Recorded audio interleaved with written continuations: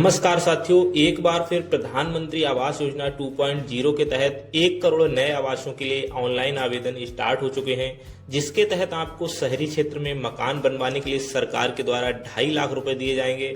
Online आवेदन करने की पूरी प्रक्रिया क्या रहने वाली है, पात्रता क्या रहेगी, जरूरी दस्तावेज क्या क्या है, सारा कुछ जानेंगे आज की इस वीडियो में स्टेप बाय स्टेप। तो बिना देर किए वीडियो को शुरू कर लेते हैं। इसके लिए आपको अपने किसी ब्राउजर में जाकर पीएम आवास अर्बन 2.0 लिख करके सर्च कर लेना है। जैसा कि आप स्क्रीन पर देख रहे हैं, मैं यहाँ पर लिख लेता हूँ पीएम आवास अर्बन 2.0 और इसको हम जैसे ही सर्च करेंगे तो आपको सबसे पहले नंबर पे जो वेबसाइट दिखेगी उसी पर क्लिक कर लेना है, PMAY अर्बन। चलिए इस पर क्लिक कर लेते हैं और क्लिक करते ही ये हमको लेके जाएगा अपनी ऑफिशियल वेबसाइट पर। तो चलिए यहाँ पर थोड़ा सा वेट करके आप यहाँ पर देख पाएंगे, ये है government of India apply for PMAY 2.0। तो यहाँ पर हमें सबसे पहले एक पॉपअप देखने को मिलेगा जिसमें कुछ बेसिक जानकारी है। चलिए इसको हम पहले पढ़ लेते हैं, उसके बाद इसको यहाँ से हम क्लोज कर लेंगे। तो साथियों, जैसा कि आप देख पा रहे हैं, इस पॉपअप में दिया गया है प्रधानमंत्री आवास योजना शहरी 2.0 के अंतर्गत 1 करोड़ नवीन आवासों के लिए ऑनलाइन आवेदन शुरू। इस अवसर का लाभ उठाएं और अपने खुद के घर का सपना पूरा करें। आज ही ऑनलाइन आवेदन करें। तो कुछ इस प्रकार से आप देख पाएंगे। इसको हम यहाँ से करते हैं क्लोज और क्लोज करने के बाद सबसे पहले में आपको एक ऑप्शन देखने को मिलेगा, अप्लाई फॉर PMAY यानी प्रधानमंत्री आवास योजना अर्बन 2.0। तो चलिए इस पर हम क्लिक करते हैं। इस पर क्लिक करते ही आप पहुंच जाएंगे इसकी ऑफिशियल वेबसाइट दूसरी है जो कि प्रधानमंत्री आवास योजना अर्बन 2.0 पर, और यहाँ पर आपको एक दिखाई पड़ रहा है अप्लाई फॉर PMAY 2.0। चलिए इस पर अब हम क्लिक करेंगे और क्लिक करते ही आपको यहाँ पर कुछ एड्स देखने को मिल सकते हैं। तो इनको आपको जो है 1-2 बार क्लोज करना है और ये हमें सीधे पहुंचा देगा हमारे ऑनलाइन पेज पर। तो चलिए यहाँ पर हम देख लेते हैं। जैसा कि आप देख सकते हैं यहाँ पर इंस्ट्रक्शन फॉर द यूजर यहाँ पर आपको इंग्लिश में और नीचे हिंदी में देखने को मिल जाएगा। तो चलिए हम यहाँ पर देख लेते हैं। उपयोगकर्ता के लिए निर्देश। प्रधानमंत्री आवास योजना शहरी 2.0 के तहत योजना का उद्देश्य सबके लिए आवास के दृष्टिकोण के साथ देश भर के सभी पात्र शहरी परिवारों को सभी मौसम के अनुकूल पक्के आवास उपलब्ध कराना है। तो कुछ इस प्रकार से आप यहाँ पर देख सकते हैं क्या क्या इसका पात्रता है और क्या क्या आपको घर के अंदर देखने को मिल जाएगा। किफायती किराएदार आवास, भागीदारी में किफायती आवास, ब्याज सब्सिडी योजना, कुछ इस प्रकार से आप यहाँ पर देख पाएंगे। इसके साथ ही आपको यहाँ पर देखने को मिल जाएगा क्लिक टू प्रोसीड। तो चलिए इस पर क्लिक करते हैं। क्लिक टू प्रोसीड पे करते ही आपको देखने को मिलेगा डॉक्यूमेंट्स, कौन कौन से डॉक्यूमेंट यहाँ पर लगने वाले हैं। तो यहाँ पर हिंदी और इंग्लिश दोनों भाषाओं में आपको देखने को मिल जाएगा। आवश्यक दस्तावेजों में आप यहाँ पर देख पाएंगे कि आवेदक का आधार विवरण होना चाहिए, आधार संख्या, आधार के अनुसार नाम और जन्म तिथि के साथ परिवार के सदस्यों का भी आधार डिटेल्स होना चाहिए, आवेदक का एक बैंक खाता होना चाहिए और आय प्रमाण पत्र होनी चाहिए। ये PDF फाइल साइज में आपको 100 KB के अंतर्गत तैयार करके रखनी है। साथ ही भूमि के दस्तावेज, जो भी मकान आप जिस जमीन पे आप मकान बनाने वाले हैं उसके दस्तावेज होने चाहिए।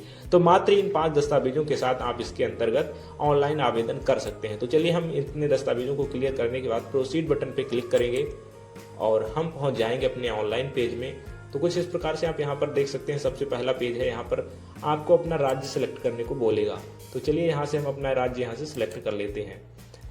आपको अपना स्टेट सेलेक्ट करने के बाद अपनी इनकम यहाँ पर फिल करनी है। तो चलिए यहाँ पर हम अपनी इनकम फिल कर लेते हैं, जितनी भी है आपकी, जो हो अपनी आय प्रमाण के पत्र के अनुसार इसमें अपनी इनकम जो है वार्षिक आय फिल कर लेंगे। साथ ही आपको बताना है कि जो है बेनिफिशियरी लेड कंस्ट्रक्शन है या फिर अफोर्डेबल हाउस पार्टनरशिप है। तो चलिए हम इसको सिलेक्ट करेंगे और साथ ही यहाँ पर आपको पक्का हाउस एनीवेयर इन इंडिया या फिर जो भी है, तो यहाँ पर आपको दोनों ऑप्शन पे नो ही सिलेक्ट करना है। साथ ही एलिजिबिलिटी चेक पे क्लिक करेंगे। तो यहाँ पर आप देख पाएंगे कंसेंट फॉर आधार ऑथेंटिकेशन करने को बोल रहा है। तो यहाँ पर आपको अपना आधार नंबर एंटर कर लेना है।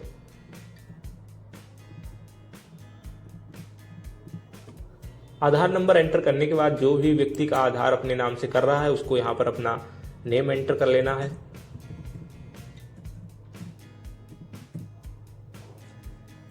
आधार नंबर और नेम एंटर करने के बाद आपको सिंपली स्क्रॉल डाउन करते हुए आपको यहाँ पर इस डब्बे पे चेक मार्क लगाना है और जनरेट OTP बटन पे क्लिक करना है। अभी हमारे मोबाइल नंबर पर एक OTP आएगा जो आधार से रजिस्टर्ड मोबाइल नंबर है। OTP जा चुका है तो OTP हम यहाँ पर एंटर कर लेंगे। क्लिक किया और क्लिक करते ही ये हमारा आगे का प्रोसेस ले लेगा। तो यहाँ पर आप देख पाएंगे application form for affordable housing in partnership. इसके तहत हमारा यहाँ पर जो है आधार का विवरण आ चुका है। उसके साथ ही आपको यहाँ पर अपना PAN card number date of birth को यहाँ से कैलेंडर से सेलेक्ट कर लेंगे।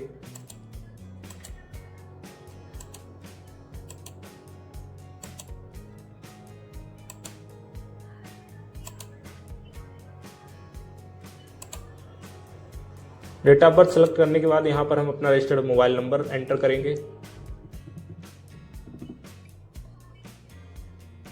ईमेल आईडी एंटर करेंगे। ईमेल आईडी एंटर करने के बाद जेंडर सेलेक्ट करेंगे।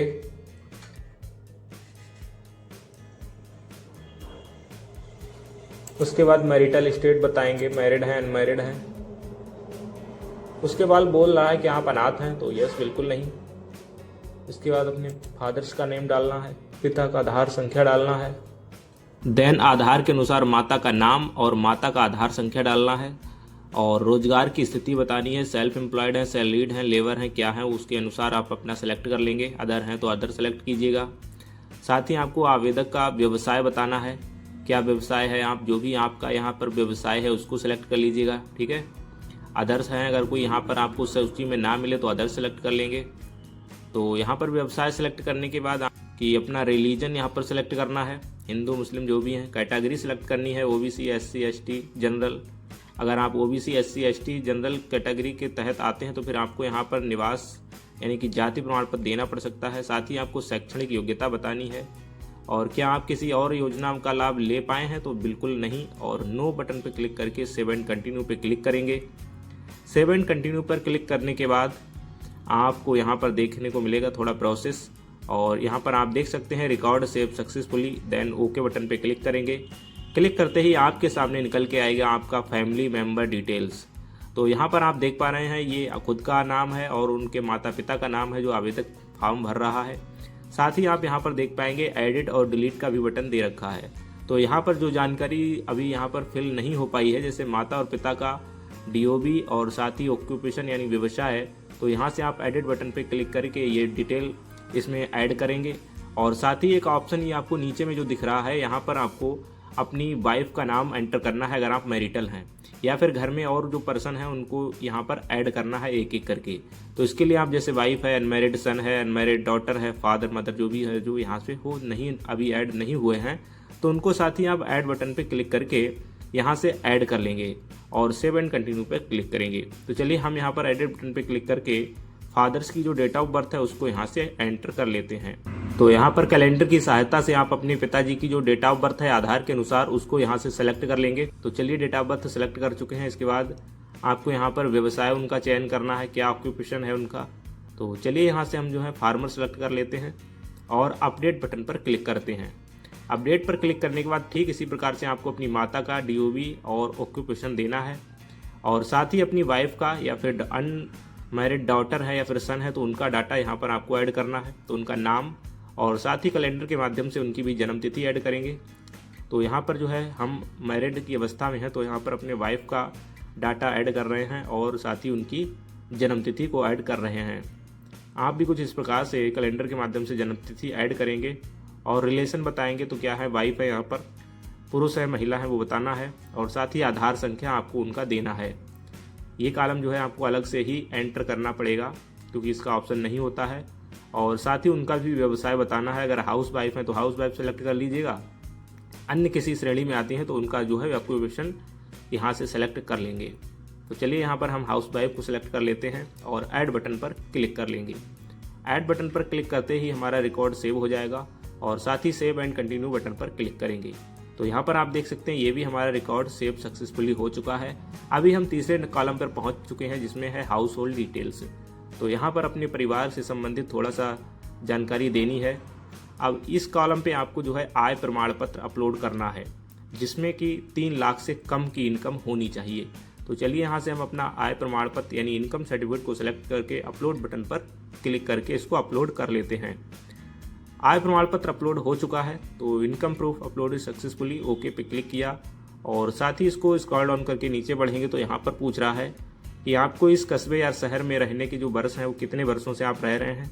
तो हम तो बहुत पुराने समय से रह रहे हैं तो मोर देन 10 ईयर्स यहाँ पर सेलेक्ट कर लेंगे।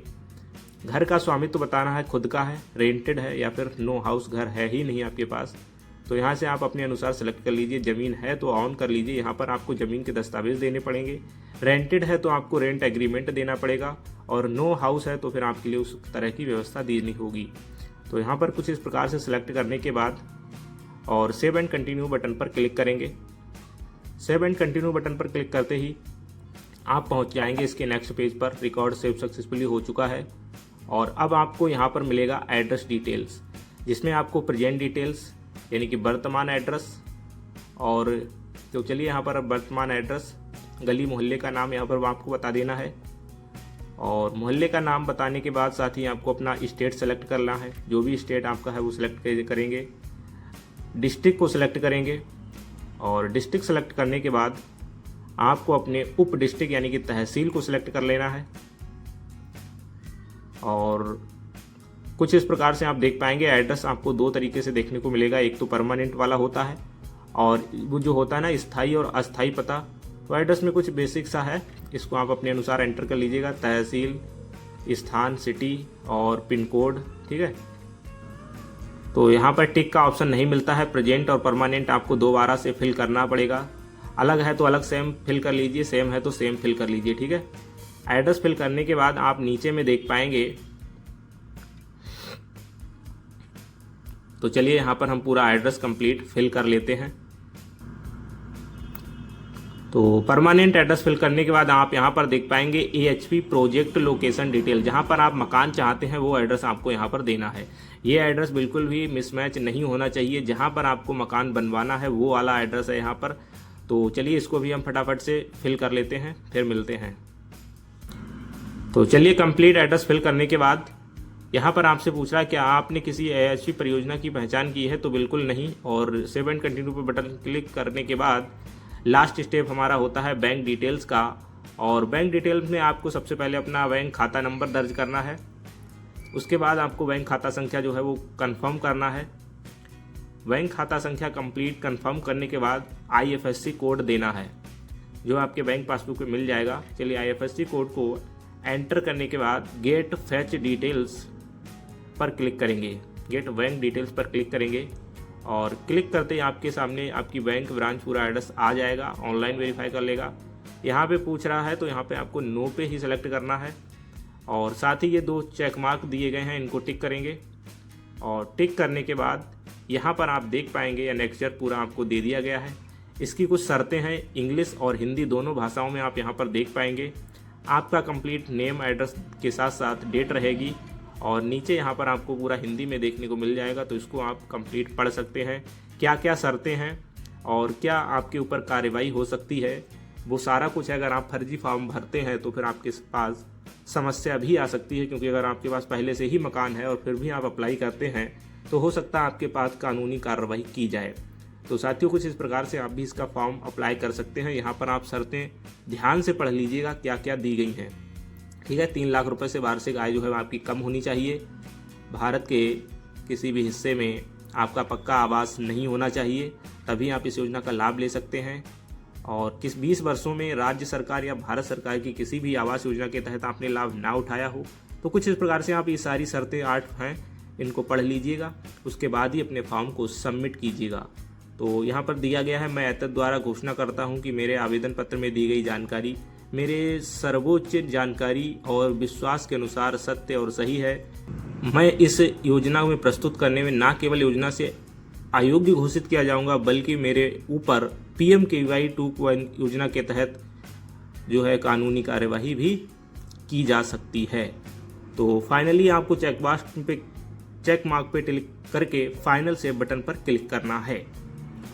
तो जैसे ही आप फाइनल सेव बटन पर क्लिक करेंगे तो यहाँ पर आप देख सकते हैं you are your sorry want to save, क्योंकि आप एक बार इसको ओके करेंगे तो आपका फॉर्म जो है फाइनल लॉक हो जाएगा।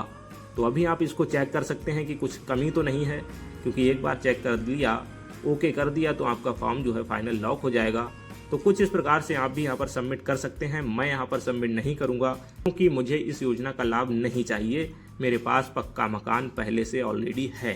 तो मैंने आपको दिखा दिया, आप भी कुछ इस प्रकार से अपना फॉर्म अप्लाई कर सकते हैं, 2.5 लाख रुपए पा सकते हैं और एक नए आवास में अपना जीवन गुजार सकते हैं। तो साथियों, देखा आपने, कुछ इस प्रकार से आप भी अप्लाई कीजिएगा। वीडियो अच्छा लगा हो वीडियो को लाइक करके चैनल को सब्सक्राइब कर लीजिएगा। अपने मित्रों के साथ भी इस वीडियो को शेयर करना मत भूलिए।